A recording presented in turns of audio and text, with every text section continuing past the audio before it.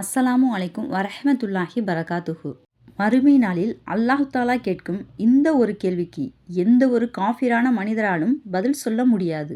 அல்லாஹ்வின் தூதர் ஸல்லல்லாஹு அலைஹி வஸல்லம் அவர்கள் கூறினார்கள், மறுமை நாளில் அல்லாஹ் தாலா நரகம் என்று முடிவு செய்யப்பட்ட ஒரு காஃபிரிடம் கேட்பான், உனக்கு இந்த பூமி அளவுக்கு செல்வம் இருந்தால் அதையெல்லாம் கொடுத்து நரகத்தில் இருந்து நீ தப்பிக்க தயாரா?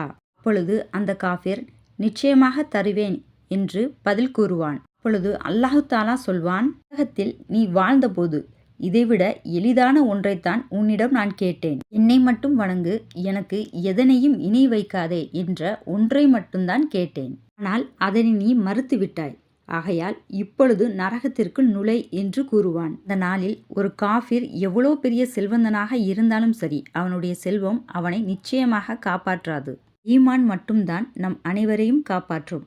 நாம் கேட்காமலேயே நம்மை இந்த மார்க்கத்தில் படைத்த அல்லாஹுக்கே எல்லா புகழும்.